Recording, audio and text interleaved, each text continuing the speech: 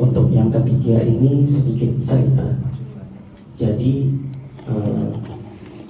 kalau saat dilakukan audit, ini biasanya saat dilakukan audit, itu di auditor itu akan menanyakan apakah pegawai-pegawai yang baru masuk itu mendapatkan pelatihan minimal bimbingan teknis mengenai kesadaran keamanan informasi. Itu pasti akan ditanyakan. Nah di sini kalau buktinya, bukti dari auditnya itu minimal adalah dilakukan pengetahuan mengenai kesadaran informasi, memberikan pengetahuan mengenai kesadaran keamanan informasi minimal di unit kerja masing-masing. Jadi di ruangan masing-masing minimal seperti itu. Jadi tidak harus bentuknya benar-benar pelatihan seperti ini, benar-benar sosialisasi yang besar, tidak harus begitu. Literasi bisa. Kalau di kami baru akan mulai, ini baru tahun ini ya, baru tahun ini kami mulai mengenai security awareness yang sekarang sedang kami jalankan di 1 bulan ini sampai dengan Oktober nanti. Itu adalah ceria bulan kesadaran keamanan informasi. Itu baru di tahun ini kita mulai. Salah satu programnya adalah kami ingin memperkenalkan, ini juga salah satu bocoran untuk Mas Arif nih. Sebenarnya untuk internal BSS pun belum tahu. Jadi di tahun depan kami akan memiliki program seluruh pegawai harus memiliki sertifikat kesadaran keamanan informasi jika ingin masuk ke dalam jaringan internal. Caranya seperti apa? Kami tidak harus pelatihan seperti ini. Jadi kalau di Latsar CPNS yang sekarang kan itu kan ada pelatihan yang mandiri ya, yang menggunakan sistem informasi MOOC. Kami akan mendesain elemen seperti itu dan bisa self learning seluruh pegawai. Jadi tidak harus ada sesi seperti ini ya, seperti ada yang menjelaskan dan tanya jawab. Jadi self learning. Itu yang akan kami kenalkan juga di bulan kesadaran keamanan informasi, dan tahun depan akan kami coba, akan kami mulai terapkan. Ini untuk kontrol 63, untuk memenuhi kontrol 63 ini. Lalu kontrol keempat adalah disciplinary process. Ini proses pendisiplinan harus diformalkan dan dikomunikasikan untuk mengambil tindakan terhadap personel dan pihak terkait lainnya yang telah melakukan pelanggaran kebijakan keamanan informasi. Jadi kalau ada pelanggaran kebijakan keamanan informasi pun harus ada legalnya, harus ada prosedurnya, harus ada aturannya. Kami juga di sini sebagai contoh, di kami memiliki surat edaran juga. Memang belum ada aturan peraturan badan, itu belum ada ya. Tapi kami di sini baru berbentuk surat edaran. Itu juga bisa dijadikan bukti juga. Jadi saat nanti melakukan audit itu juga bisa dijadikan bukti. Jadi tidak harus yang memang benar-benar aturan utuh, tapi seperti surat edaran yang seperti saya katakan kemarin, surat edaran, laporan, notula itu bisa dijadikan bukti. Lanjut. Responsibilities after termination or change of employment. Tanggung jawab dan kewajiban keamanan informasi yang tetap berlaku setelah penghentian atau perubahan pekerjaan harus ditetapkan, ditegakkan dan dikomunikasikan kepada personel terkait dan pihak berkepentingan lainnya. Jadi kalaupun personel kita pindah unit kerja, personel kita resign, personel kita keluar dari organisasi, itu tetap ada tanggung jawab dan kewajibannya. Minimal tanggung jawab dan kewajibannya itu adalah mengenai rahasia organisasi, mengenai rahasia informasi yang ada di organisasi, itu minimal. Dan seluruh akun yang terkait itu diatur. Kita biasanya kalau pegawai yang setelah pensiun ya, tergantung kondisi kelas jabatan. Kalau yang misalnya eselon 1, eselon 2, kami memberikan waktu 1 tahun, kami akan terminate akunnya. Kalau untuk pegawai-pegawai yang pelaksana, itu kami memberikan waktu 3-6 bulan. Itu kami akan hapuskan akunnya. Jadi kami memberikan waktu untuk mereka membackup informasi-informasi pribadinya yang ada di dalam, misalnya di dalam email atau di drive kami atau di cloud. Ini pun sudah ditetapkan dalam suatu aturan, itu sudah ada aturannya juga dan harus ditetapkan. Lalu yang kontrol 66, confidentiality and non-disclosure agreement, perjanjian landasan atau NDA yang mencerminkan kebutuhan organisasi untuk perlindungan informasi harus diidentifikasi, didokumentasikan, ditinjau secara teratur dan ditantangani oleh personil. Ini jelas confidentiality ataupun NDA. Ini jelas harus juga ada, apalagi kalau organisasi kita berhubungan dengan pihak ketiga.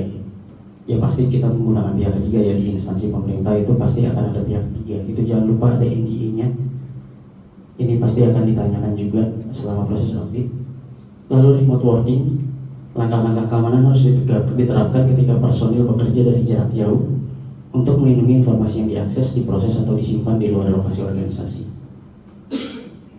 Remote working atau teleworking itu juga harus diatur. Jadi kalau kami menggunakan VPN dan kami sudah mengatur penggunaan VPN, sebelum personil menggunakan VPN mereka harus mengajukan form. Ada formnya yang mengajukan ke kami di Pusdadik, dan itu kami akan menilai resikonya terlebih dahulu.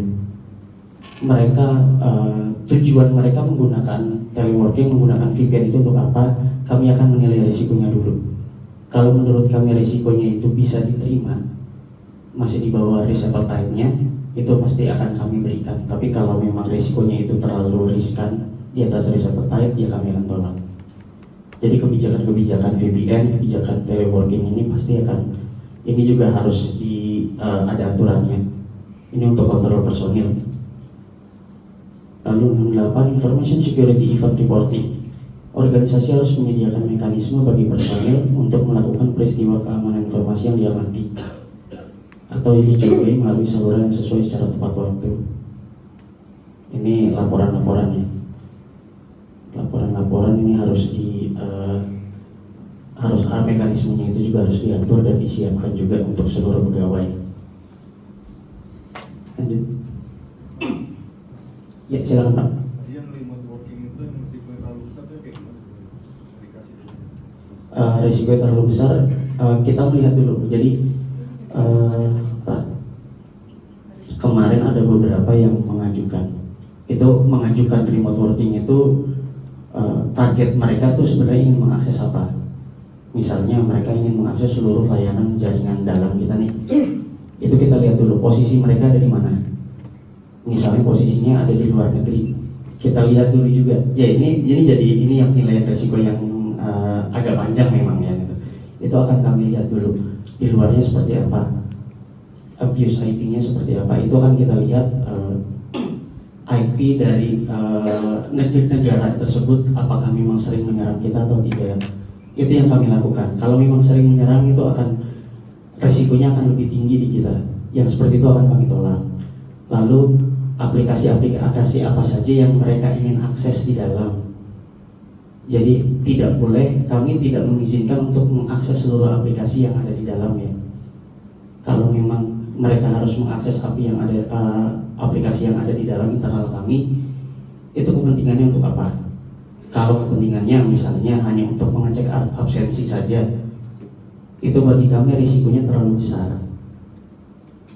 Jadi mereka menggunakan VPN hanya untuk mengecek absensi mereka, apakah mereka telat berapa kali, hanya seperti itu bagi kami risikonya terlalu besar.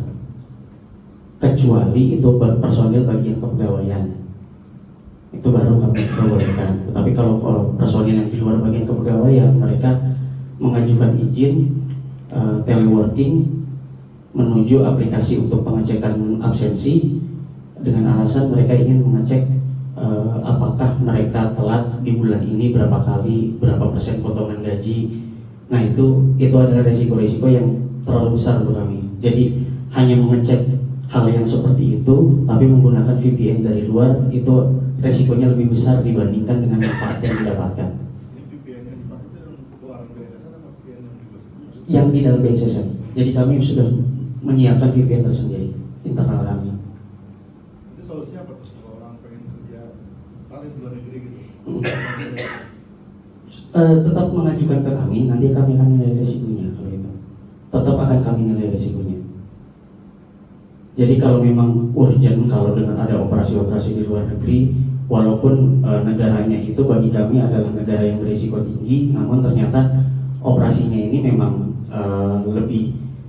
lebih urgent lagi, itu akan tetap kami berikan. Itu akan tetap kami berikan, gitu.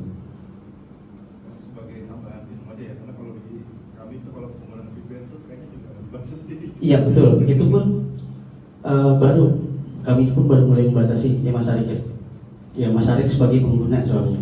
Kalau saya kan memang sebagai kami yang membuat aturannya Pak. Jadi Mas Arik sebenarnya yang sering marah ke saya juga gitu.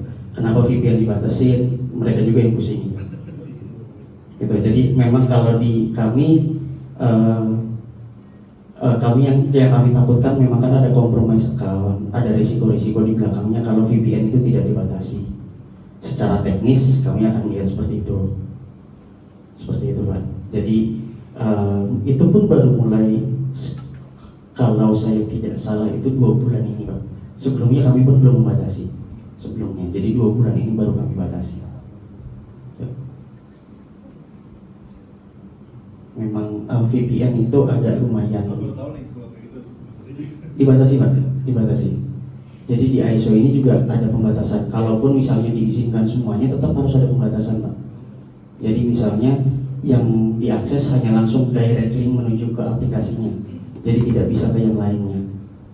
Itu kan bisa dibatasi juga Pak di situnya Pak. Kalaupun misalnya penggunaan VPN tidak dibatasi ya, tapi di sisi setelah pegawai itu koneksi menggunakan VPN ke jaringan dalam, ya itu harus ada pembatasan di dalamnya, ada aturan-aturan teknis.